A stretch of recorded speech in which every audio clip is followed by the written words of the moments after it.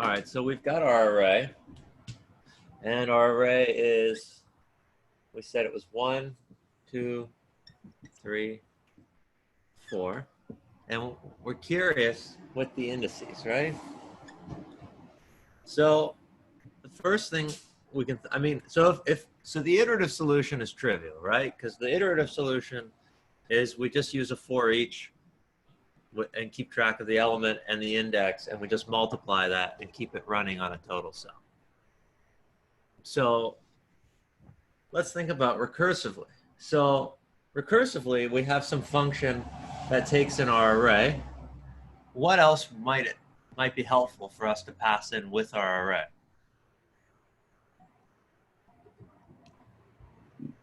Maybe like a variable for the index? Yeah, right? We could definitely pass in an index. And let's go ahead and default that to 0 because we don't expect our user to put that in. So if this is our starting point, what is the base case? If array.length is equal to like what, 1, then return 0, maybe? Because you're like anything times 0 is 0, maybe? Or no? Well, Yeah, what if I is greater than or equal to array.length? Sorry? Oh, I was saying the base case. Would the base case be like if I is greater than or equal to array.length, then return 0? Okay, so we wouldn't want to necessarily, do we want to return 0? Yeah, I guess we could. Sure, let's try that. That sounds like a good idea. So if array.length is greater than or equal, or is less than or equal to I, right? Mm-hmm. So this is when I is caught up. You're saying we can return R 0, because anything plus that is that anything, right? Okay, that makes sense, D. I like it. Okay, so then what's our next kind of line of thinking?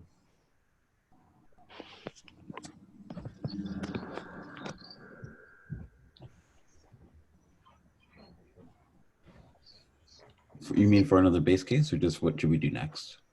What should we do next? Maybe have a variable to capture the sum. Okay, well, but we're going to have to keep updating that variable, right? Yeah. So, I mean, if we could pass in a sum, potentially, and keep passing it through. Or, you know, let's pretend we just had this one array right now, and we had this I equals to 0. How would we move towards hitting this base case? How would we move these numbers towards our base case and still get what we want?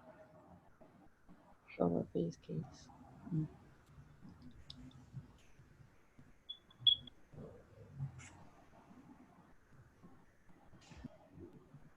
Maybe increment our I somehow. Well, we got to increment our I, but we haven't actually done the math of the problem yet, right? We still have to solve the problem, which is we need every element times its I. So we still have to go array at I times I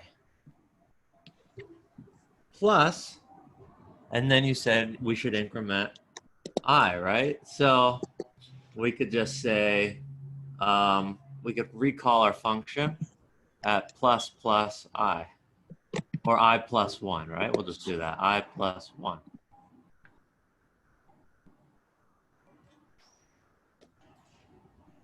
And that should solve our problem for us.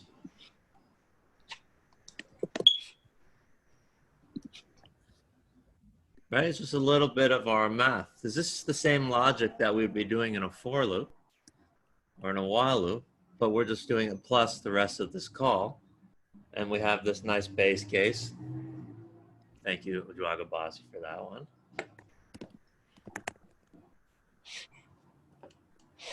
So let's go ahead and try this and use that as our model. Okay, so share the screen. Okay, so we have our const. We'll say like, we'll call it product of index, I don't know, sum. It's taking in an array. We said we're going to have an I variable because we want to keep this as we go through, because we want to keep our function pure. We don't want to mutate the array or have side effects. So instead we're going to just traverse through the index. And we had this, hey, if our I is greater than or equal to our array.length, because we're going to keep incrementing that I, then we're just going to go ahead and return 0. Otherwise, we can go ahead and return our array at I times I plus our product of sum of array and I plus 1. And that should be it. Let's go ahead and test. Console.log, product of array, we'll say 1, 2, 3, 4. Node practice, and we get our 20. And if we throw in a 5, I think we get 40. Perfect. Okay, so that's all this one is. It's just a minor change, right? If you think of it as a while loop, we would have written it like this. Product sum iteratively, because sometimes this helps. That's when we get stuck and we go, okay, well, we'll say let I equals 0 while I is less than array.length. Whoops. We'll have some sum, 0. And we'll say, all right, array at I times I, and we'll say sum equals sum plus all this stuff. Whoops. Although this needs to be a multiplication sign. And I plus plus. And then at the end, we're just returning our sum, right? And these are essentially kind of the same, although this is like a little bit slicker, but it's still the same. Like while I is, in this case, instead of it's while I is less than array.length, this is like if array is greater than this, we just want to return the 0, which in this case is like the starting point of our sum. And we've already declared our I up here. Otherwise, we're doing the same math, right? Because if the 0 is essentially the sum, and that's what we're going to get back at the very base case, this is that sum plus our array I times I. Any questions on this one? I think I'm confused with the return statement of 292. Okay. Like how that's being brought together. So I want you to think about that real life example of us in a movie theater, and I don't know and you don't know what row you're on, but I've asked you what row you're on, right? And so that's me starting the function call. You're the function in this case. And you don't know what row you're in, so you tap the person in front of you and ask them what row they're in, right? Now, you can't give me an answer yet, right? Because you haven't heard from them. So then they don't know what row they're in, so then they ask the next person. And they can't give you an answer until they've heard from that person. And eventually, they get all the way to the front row, and that person knows they're in the front row because nobody's behind them, so they're like, hey, I'm in row 1. And then only once they can tell that person that they're in row 1, the other person behind them can turn around to the other person behind them and give them an answer. Because it's like, okay, if they're row 1, that means I'm row 2. Now I can tell you, hey, I'm row 2. You go, oh, you're row 2? Okay, then I'm row 3. And it keeps going all the way. But you're waiting, right? And I originally just asked you, Ashia, right? I said, what row are you in? Right. But you have to wait all the way till everybody else knows their row until you can finally say, okay, I'm row 11. And I go, oh, okay, that's great. Thank you. And so that's what this is. That's the exact same thing. Oh, so we have to do that. We have to do that multiplication at every index, at every index. And then we're gonna bubble back and add them all up. Right. So every time we see these, this is a function call. So this isn't evaluating to anything until eventually it evaluates to this, because this is finally not saying, this is our row, our first row here. They're saying, oh, I'm bigger than the array, 0. I'm the array length, 0. That's that person, right? So that's like, boom.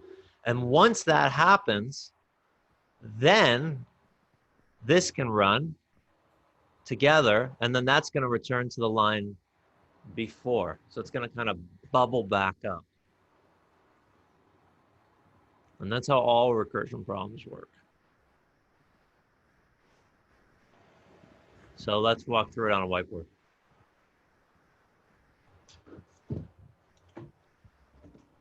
Okay. So this is our array. And so I'm just gonna like pre-do that math for those, but like, so 1 plus 0 is gonna be our 0.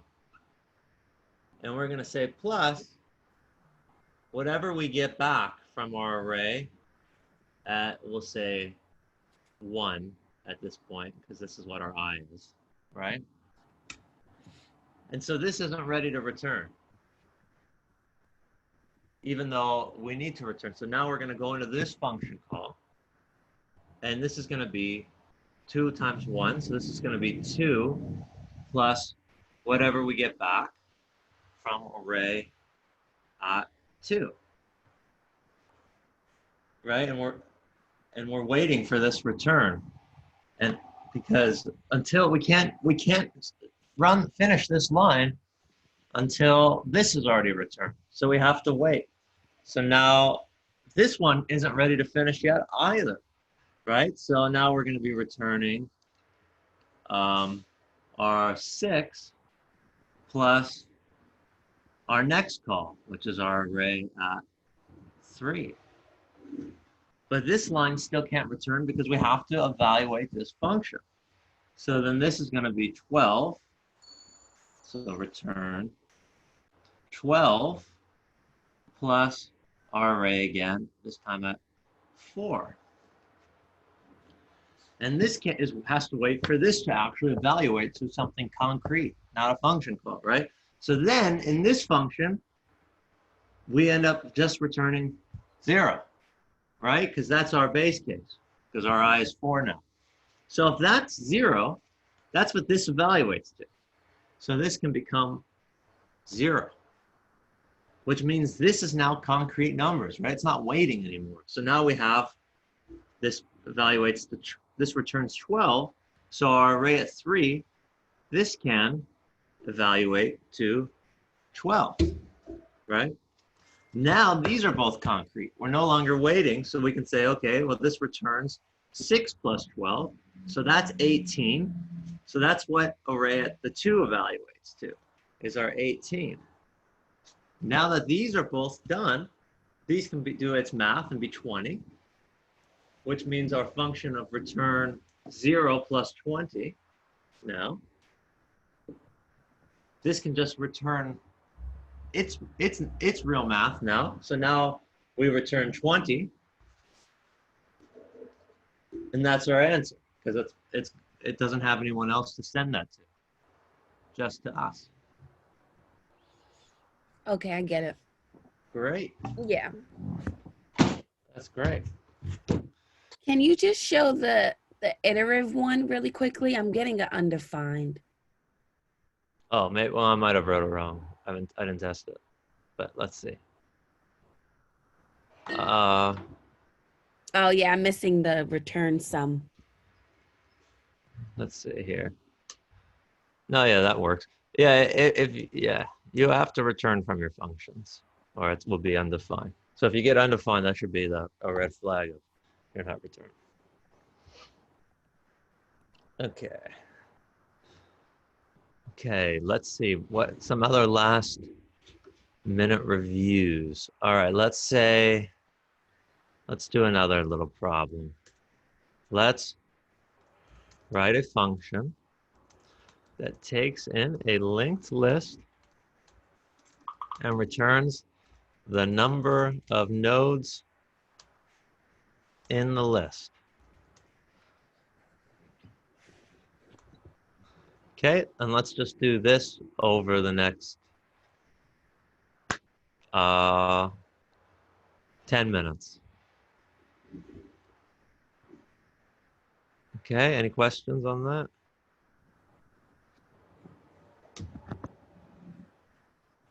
All right, I will set a timer.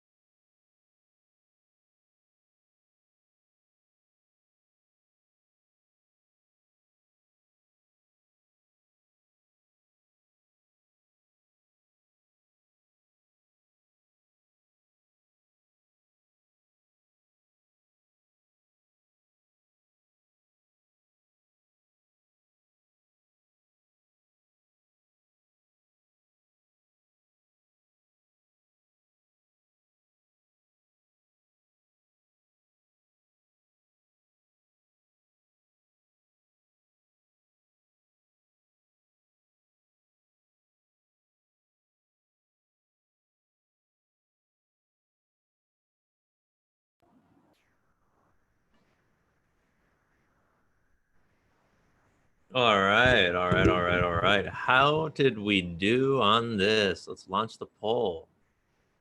How did this go for us?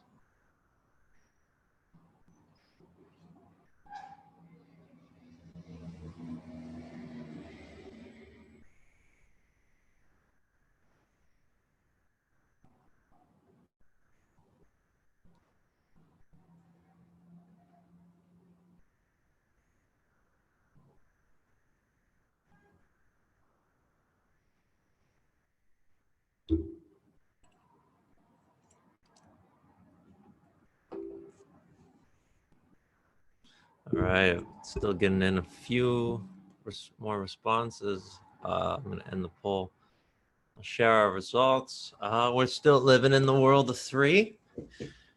Right. So for the 3s, what did we find? What did we find tricky about this one? What's the part that we need to address?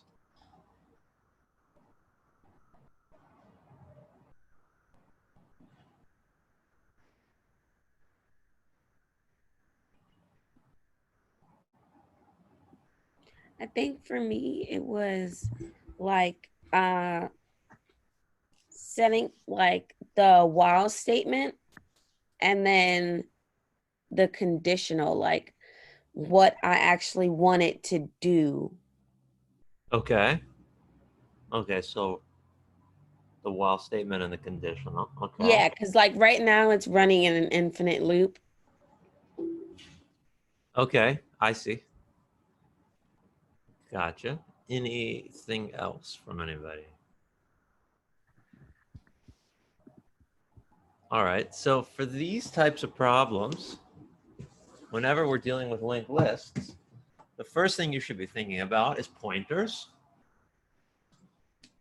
And the while loop is the classic way to traverse it. And so if we have a list, you know, A, B, C, we want to traverse through this list. So the way you do it is you can set a pointer or something to A. So that's like current is equal to head. And then it's always the same kind of thing where we say, hey, while we have current, so while we have this node, process it, process node in some way, and then update our current node. So then update node. So how do you update a current node? You just say current is equal to current dot next, right? Because that just says, all right, well, this is my current. Now my current is just going to be the next one. And you keep moving that along all the way until it points to our null, which is when the while loop will break. And that's always what it is. So it's just, we have our pointer. While it's actually a node and not null, we're going to process that current node in some way.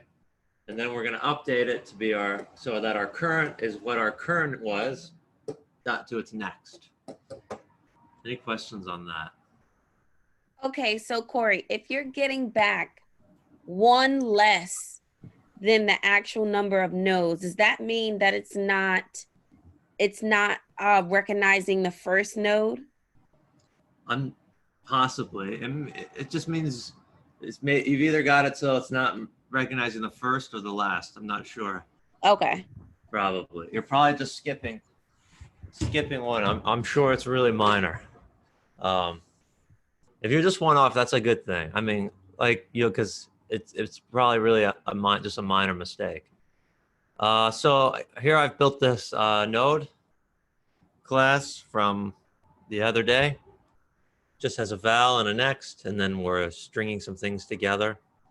And let's go ahead and actually write this function. So we can say const linked list length. Seems like a good name. It's going to take in some head of some sort.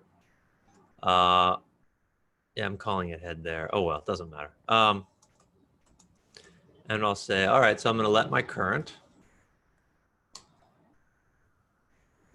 equal my head. And I know I also need to have a length property. So I'm going to start my length at 0. And then I'm just going to say, hey, while I have a head, or while I have a current, sorry, let's go to the real pseudocode that I wrote. We're going to do our process. Our process in this case is just to update our length, right? So I'll say length plus plus current is equal to our current dot next. And then at the very end, we should be able to return our length. Okay. So let's go ahead and give this a quick shot. Log linked list length of head. And we're expecting 1, 2, 3, 4, 5. And we get some kind of error. Node has already been declared. Okay, so that's because of this one from earlier, or from a previous day. I don't know if I did it anywhere else. Probably not. All right. That kind of thing won't happen on the test. Everything's in its own file. And we get our 5. So we go, okay, looks great. Right, so we've got our variable we want to update. Got our current pointer. While we have a pointer, while we actually have a node, we're going to do our processing. Then we're just going to move down the list. And at the end, we can go ahead and return our whatever we wanted to return from the function. Any questions on that?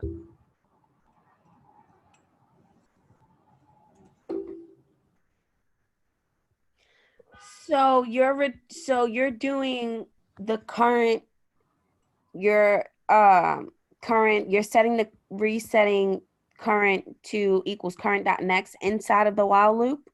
Yes, that way I'll continue to move along it until eventually current will have the value of null, and then I'll break out of the while loop.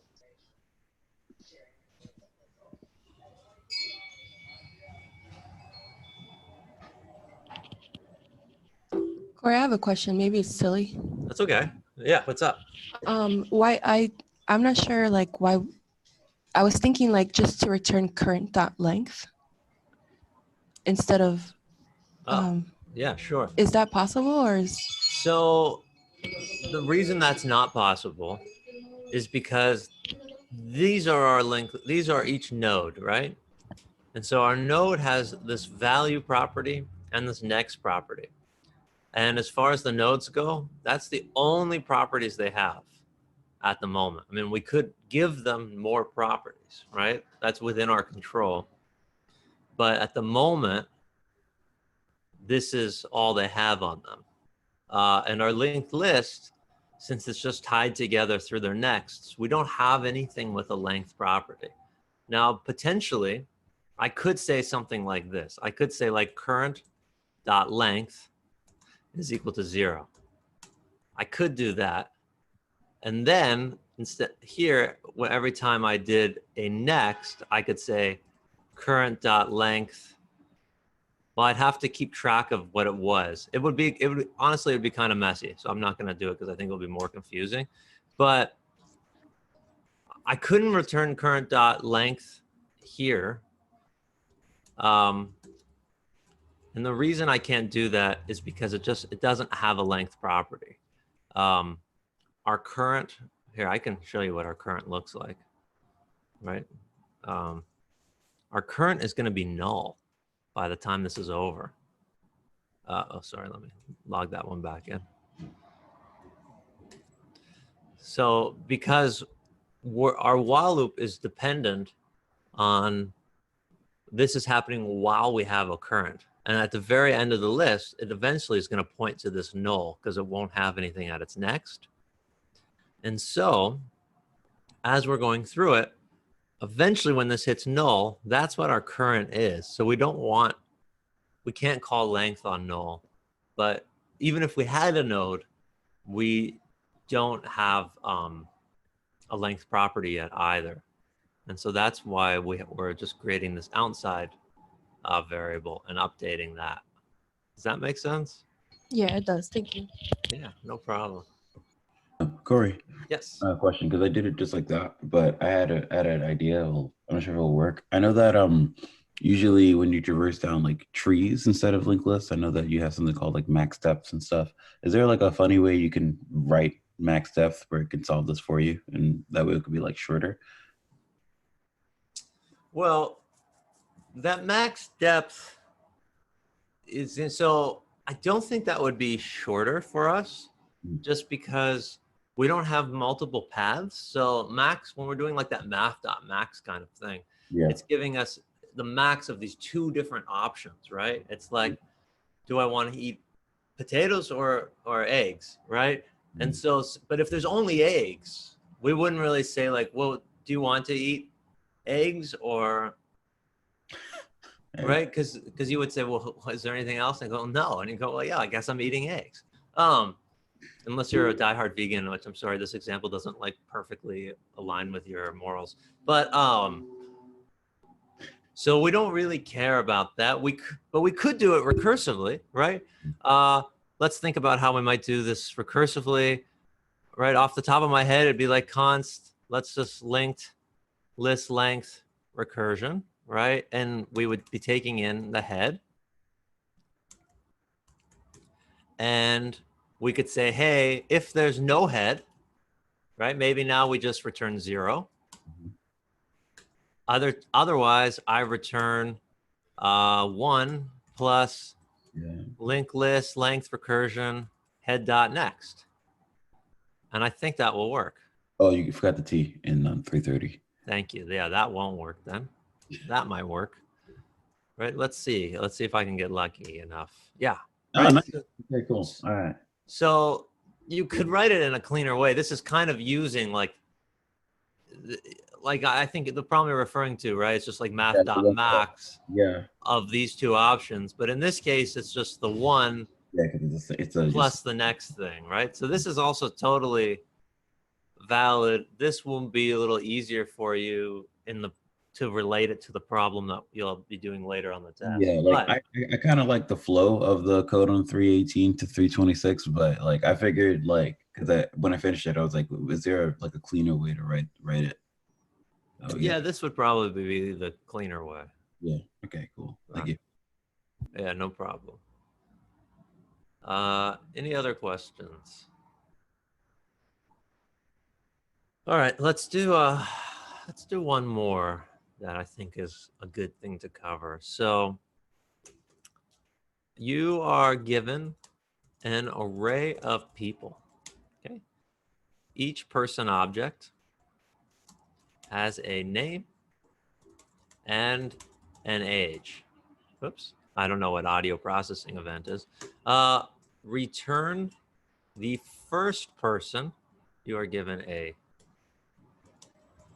sorted array. Return the first person that is 21 years or older. Just the first person that's 21 years old. I don't care. Yeah, this should work. Making these up, right? The first person, this must run in O of log n. Okay, so let's just take an example of this. So we have our let people, and this is going to be like name, say John. John will be 12. We'll have a name of Jenya. Jenya will be 14. These should have an age property. I'm sorry. I was just about to ask that. We'll have a Corey. Corey will be 21. Because I don't actually drink, so that's the fun part. I'm messing this up.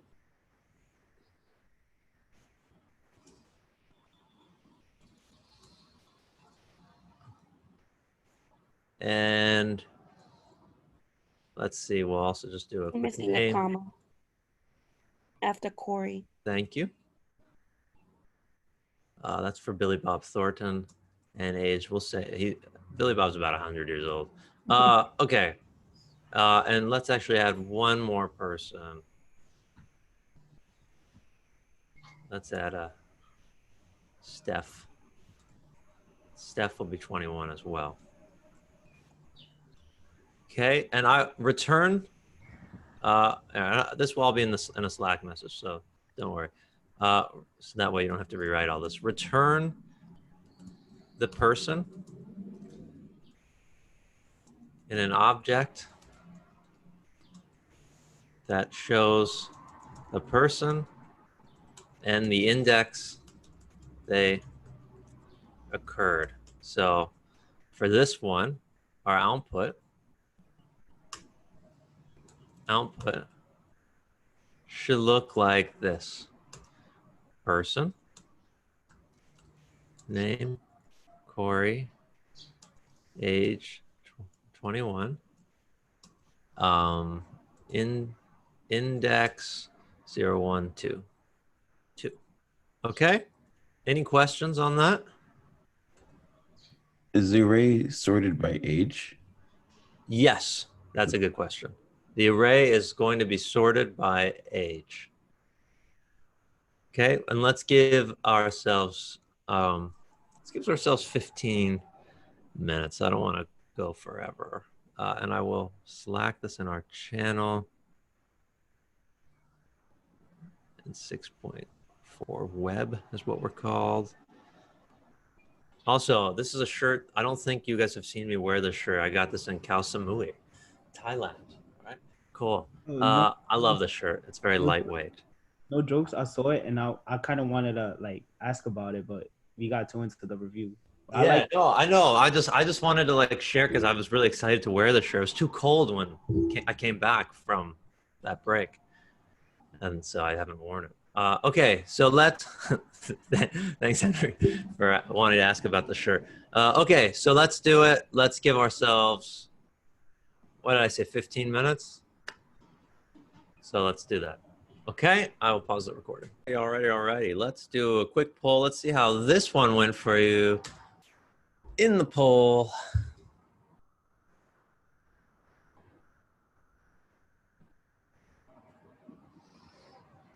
So there is a problem similar to this on the test. I do believe personally, at least for me, this is the hardest problem for me. That doesn't necessarily mean that it's the hardest for you. But let's see how we did. Okay, well, let's share the results. We're around the same ballpark as all the problems so far. So that's kind of cool. If the threes mean that they're going to be able to pass these problems for the test, then I think as a class, we're going to absolutely destroy this exam. If the threes mean that they can't pass the problems on the test, then we're going to not do as well because that's our majority, but we will see.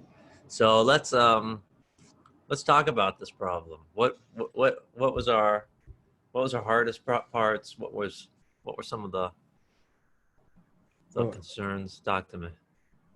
Personally, for me, it was approaching the problem because the way you set up the array, I looked at it and automatically I thought hash tables the way the array looked.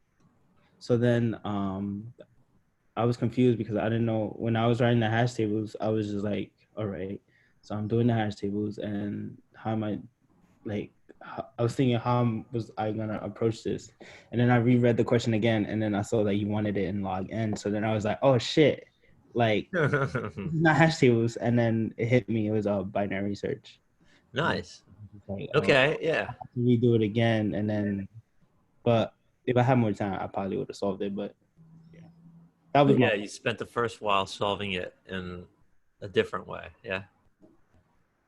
Yeah, for me, I didn't so I got it, but I had issues with figuring out how to handle returning the index when we're dealing with the right side of the array. So Mm. my index, like, so when I tested it and my target was 100, the age for 100, it kept on returning the index, and it was like 1 instead of like the last one. Interesting. Okay. Fair. Keying into everything was frustrating, but I eventually got cool. I hear you, Sam. Brandon, sorry I didn't see your message 20 minutes ago. Are we returning the first person that is exactly 21 or the first person 21? Or we're returning the first person that is 21, but was guaranteeing that there is a 21-year-old. Okay, so yeah, this sounds like we had a few different types of things. Anything else that people got tripped up on that they want to bring up? Danny, can I ask, were you trying to do it recursively? Yes. Okay, yeah. So I think iterative is a little bit easier to do these.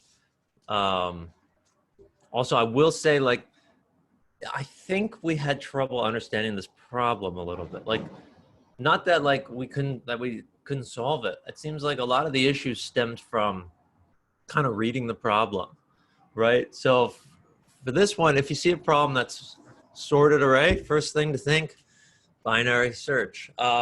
Especially if it says it's in log n, there's pretty much no way to do it than binary search. You can't solve something at log n if you're not doing a binary search, pretty much. The next thing I noticed from Danny's one is he was saying the target is 100 if we put the target.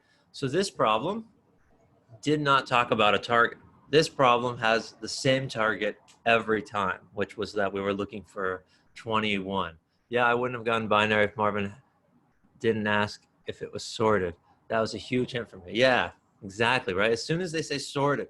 So we got to really slow down when we're reading these questions, because it's okay to take 2 minutes, 3 minutes to read a question, because that's going to save you so much time than reading it in 10 seconds, thinking you know what it is, solving it over 15 minutes, and then going, oh shit, I'm solving a different problem, right? That's like gonna burn you every time. Yeah. I did a thing where like I did pass in a target, but I defaulted it to 21. I just wanted to see if I can make a flexible function. Cool. You could pass in a target, but it's automatically 21. Like if you don't pass in anything. Okay. Yeah. That works. That's cool. Yeah. And it seems like we also had trouble keying into an object, right? So even if it's just the same, once you have the object, so if you have an array of objects, right? So let's say we have an array that just has an object. We'll say n is core, and a is 21, and that's an object, right? How do I access this, right? Well, how would I get this element from an array? I think we all can do that. I'm seeing people mouth, right? Array at 0, right? So array at 0 is evaluating to this whole object. So now I can access elements in this object just like anything. So if I wanted my name there, or n, just key at n. Right? If I wanted a, right? I could still do dot notation, I think, too. But better to do bracket notation. It seems to be better in most situations. So bracket a, that's as a string because it's a key. And then you have that. So that's just something to familiarize yourself with, right? Break it down into steps. I saw a lot of people doing that when they were making like an object with counters. They have some object, and they're iterating through a string, and then they have trouble sometimes seeing if the object has this key at that character, right? But that's the same. Object at something, at some key, and then what goes in here? Well, how do we get a specific character from a string? That's a string at I, right? It's okay to nest. I know that has nothing to do with this problem, so to speak, but it's just something I've been noticing. So if we think about this problem, And we know we're doing a binary search because we know it's sorted, we know it's log n. Right, we have, let's just say I have some numbers in here. And 100. Right, I recognize these are not the objects, these are just the numbers. But we can pretend that they're the objects. Right, so we start and we have our left. And our left is always going to start at 0.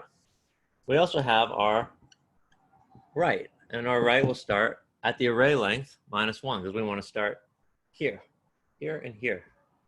So this is just r dot length minus our 1. Now we have to say, hey, while our left is less than our right. So while left is less than right, we want to do some kind of look, right? So the first thing we can look at is we got to get that middle index. So get mid. So we'll have our mid. Our mid is always the same thing. It's just our floor of our left and our right, right? Divide by 2. I know that's not the clearest, but I spoke it. Right, so that's our mid. And so when we key into this, what do we want? What do we actually look for? What are we determining? So if we say array at mid, which we can then pretend that it's like also at age, right? So if our array at mid at age, what do we care about? If it's equal to the target, so that's mean 21.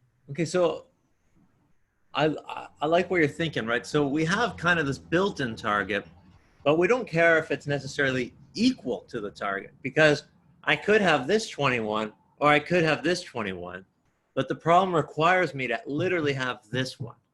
So when we do a traditional binary search, right, we're just checking if it's equal to the target, and if it is, we return the mid index. But for this one, we have to think about it a little differently because, okay, so let's say it is equal, greater than or equal to the target. What does that mean? What should we do?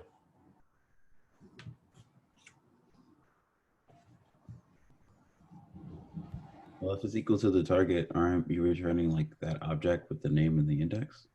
But how will we know if it's the first 21? Oh, okay. Now, yeah, all right, I see what you're talking about. Okay. I like that though. Right, so if this is the very first 21, I don't know if this is the first 21 or not. So if this is greater than or equal to our target, or in this case, 21, then maybe I'm on the 21 that I want, and maybe I'm not. So I can update my right side because I want to continue to look left. Right? Because if I'm right here, I still need, the real 21 is right here. So I'm going to update my right side Corey, to just be. we can't see what you're writing on top there. Oh, thank you. Sorry. So if I'm on this 21, right, I don't know if this is the right 21 or not. So I'm going to update my right side to still include that 21. So I can do right is equal to mid. Else,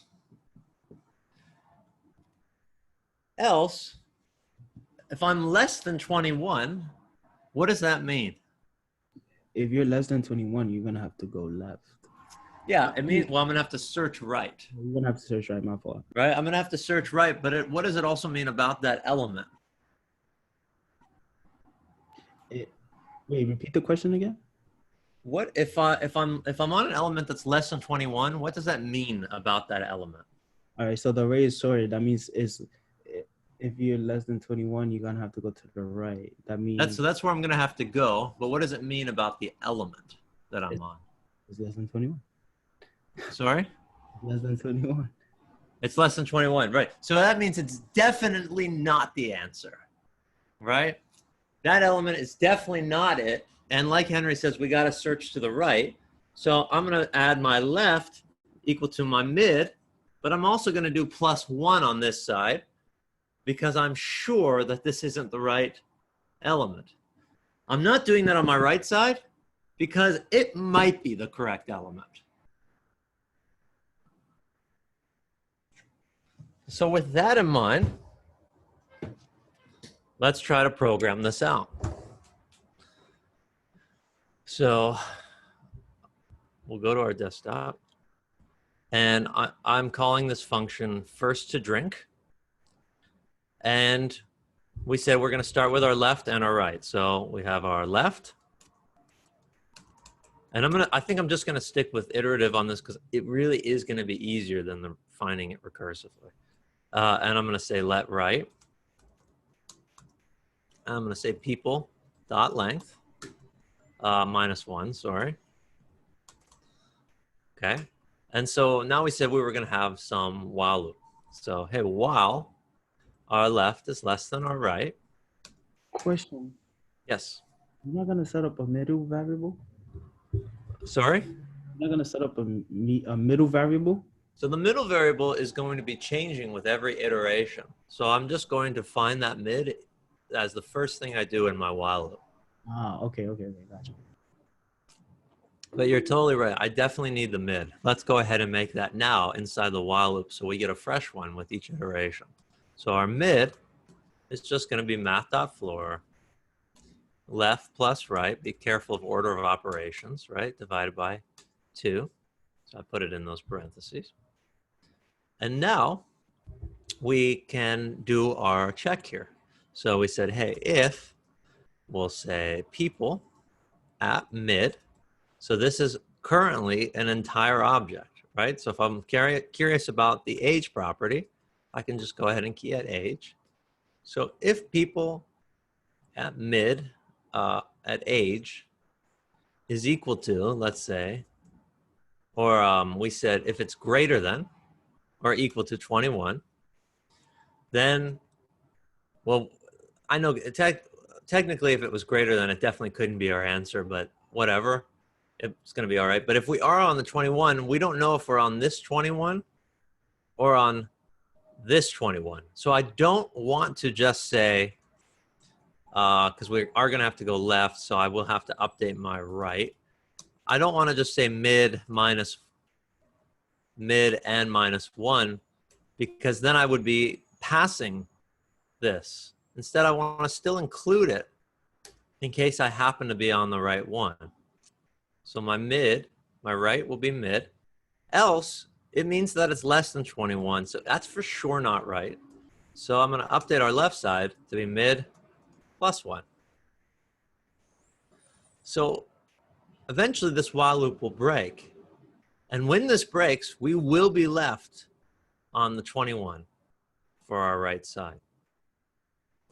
And so I will update it. So now I can just go ahead and say return.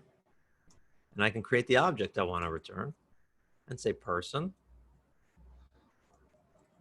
which is going to be our people at right, and our index. I know I misspelled person, sorry. Our index is just going to be at right. So if I run this, I should get Corey at index 2, and I do, as that object. Right, so if we add someone else, let's just prove that this works. Let's add a name. We'll say Philly, and we'll give them an age 21. We should now be seeing Philly. Oops, didn't put a comma. So, and it works.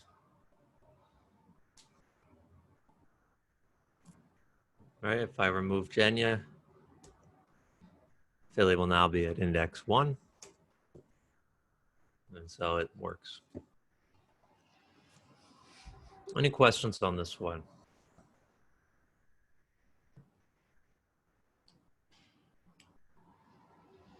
Anything at all?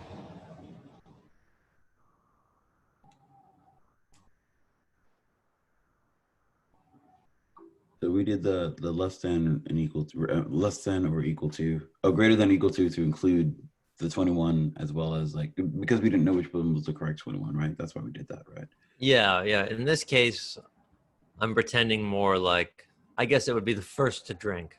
So Oh. even if there wasn't a 21-year-old, we would end up with Bill. So like if we didn't have anyone who was 21, so now it's just John and Bill. I'll go for Bill. We'll get Bill. It's the first person. Okay, cool. That makes sense. So, all right, if we switch the left and right, we will find the last person that is 21. We will find the last person that what? The last person is 21. If we switch in the left or right. No, I don't think so. Like if we go back to here, the last person will be. and you're saying you want to see left, our left will be totally different. I think our left will be Corey in this case. Oops, did I save that? No, maybe it doesn't matter. Okay. In this case. I guess it doesn't matter. I chose right just because to me it made more sense. But I guess in this case it doesn't seem to matter with this problem set at least. Good question. In case we want like all people who older than 21. So if we wanted all the people, good, that's cool, right?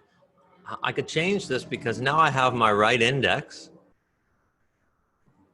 right? Which I know is my first person that's 21. So I could just return people.slice at right. And if I did that, then I would get an array of all the people. Oh, what? I'm sorry, I didn't save. Thought I was here. Then I get all the people that are over 21. See, Thank you.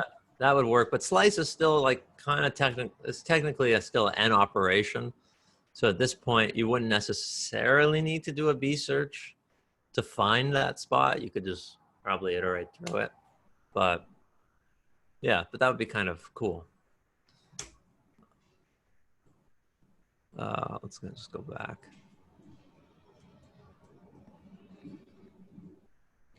Good question. Any other questions on this? Trying to think what else we would need. Okay, so last thing I want to remind people of is I want to go back to our tree problem. When we were learning about trees, we had a couple different ways of iterating through it, right? If we just wanted to an array of all the nodes and the values of the BFS by level, we did it like this, where we have this output and we're still doing just this queue where we're shifting, we're pushing in the current node into our output. And then if there's a left, we added it to the queue. And if there was a right, we added it to the queue. Right? And that one is just your plain old BFS. But when we did the DFS and we wanted an array of values, in order to do that, we made an inside function, right? Where we had an output here inside of the first function. And then in the nested function, that's where we did our DFS, but we pushed all the values into our output. And after we've created this function, we had to call the function with our root and also return that output at the very end. Any questions on that and how we did that?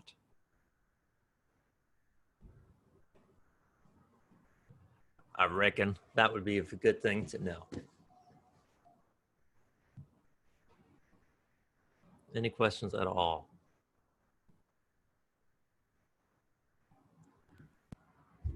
So Corey, like I know that there are like some like hints where like you see certain keywords like sorted, then you do like a binary search, like you think towards those things. Like for depth first search, like what would be like terminologies that we should look out for? Like I don't know if that makes sense. That's a good question. So if something was like max depth or min depth, you would be looking it'd probably be easier to do a depth first search because you'd be going all the way down. I think in the question where it's like lowest common ancestor problem, that's like a type of depth first search because you want to go all the way down and then work up. Essentially, just find common ancestors. That problem's not on this test, but it's a good problem.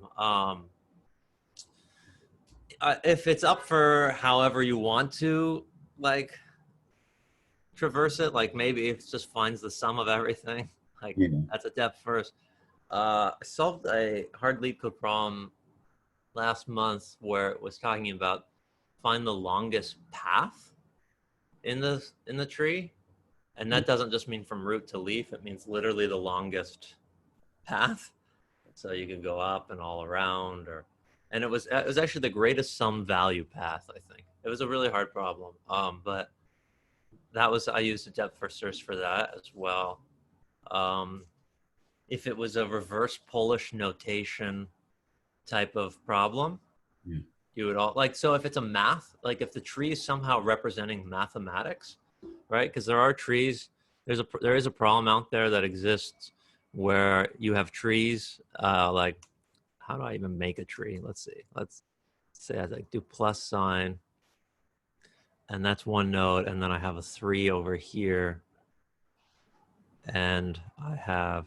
I guess I'm trying to figure out how to do this.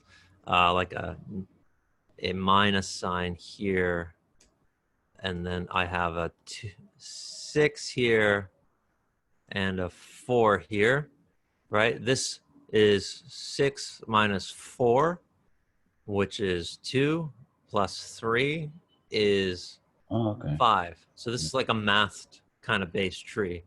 This would probably be helpful to do a depth first search. Okay. Potentially. That's pretty potentially. I mean, or because you wouldn't really. I guess you could go. Yeah, you couldn't really go row by row because then you would be 3 minus 6 4 instead of you would want to do like some kind of in order traversal on this and do the math as you go. So any kind of like thing like that where you might want to do pre-order or post-order or in order. Yeah, those would all be helpful. All right, thank you. No problem. Any other questions on this? Let's see. Somebody messaged in the chat. What did they say? Swag. Okay, great. Cool. Okay, I'm gonna stop the share. So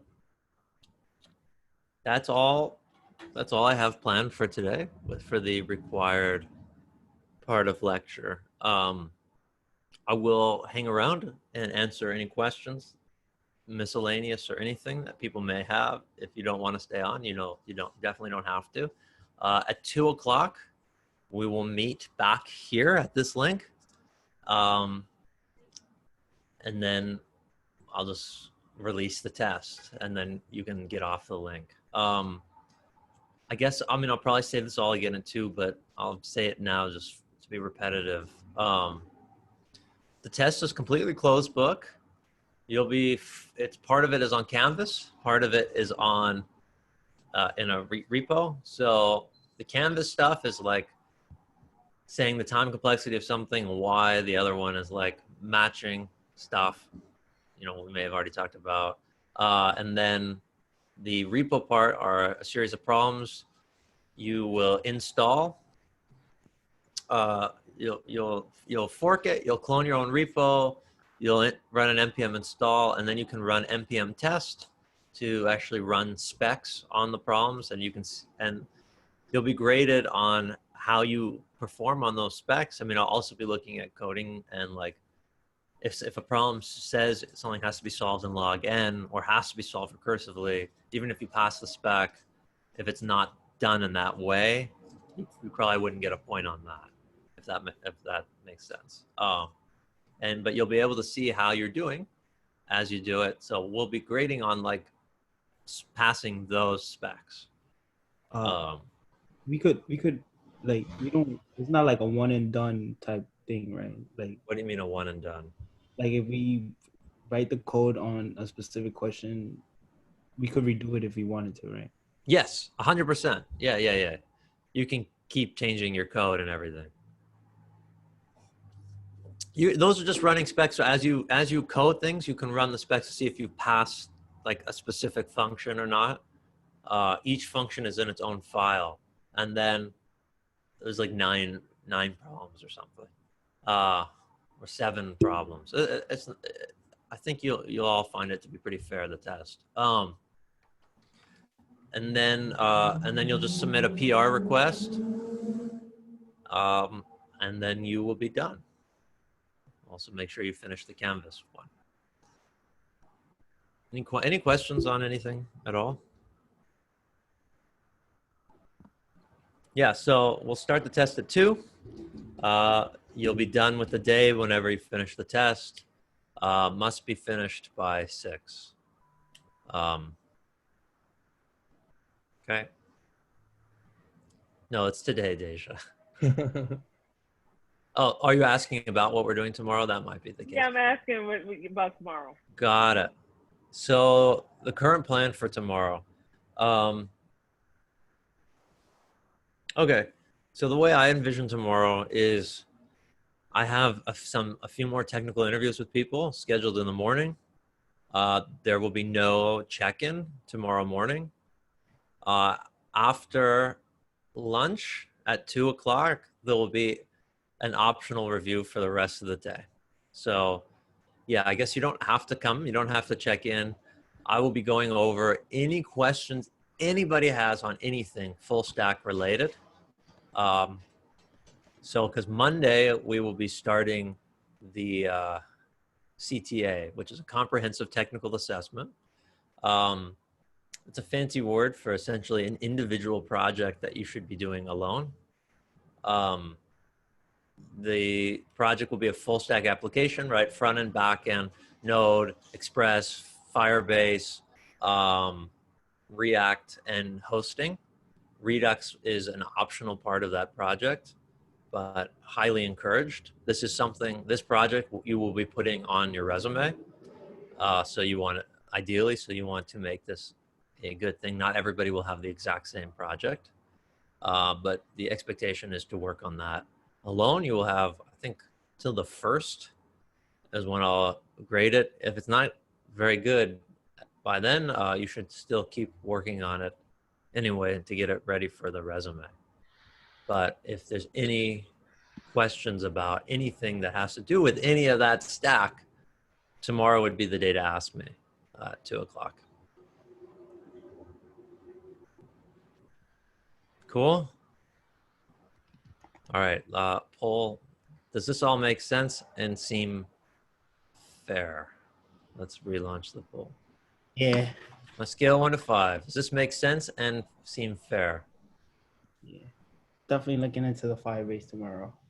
Yeah, okay. Yeah, we can go over it. We can go over anything. I'll be around to help you debug. I can't help you debug as much during the assessment. All right, so overwhelming, we feel that makes sense and that it's relatively fair. So that's great. Awesome. All right, so have a good lunch. I'll see you all at 2. I'm here if you have any questions about anything, especially DSA, but I'm also ready to talk about CTA and projects because I know a lot of us might have questions on full stacks. Hey, Corey. Yep. For the assessment, like, is it fair if, say if we're stuck on the problem and we're not able to like fully solve it, is it fair if we like code out our logic so that we can like essentially like still be assessed on like our approach, but not necessarily like actual solving the problem? Sure. Most important thing will be solving, but definitely if you can't solve it or struggling, yeah, write out your logic. Let me know what you're thinking because I will be going through these and looking at them. And I mean, that's definitely helpful information of like, how much does this person understand? Like, where is the issue coming from? So yeah, definitely write your logic. Yeah, I'm just thinking in terms of like the comments that you'll put on the exam. Yeah. There will be some. There will probably be less than what we had with John and Jenya, just because it's just me. Okay. But I'll try my best.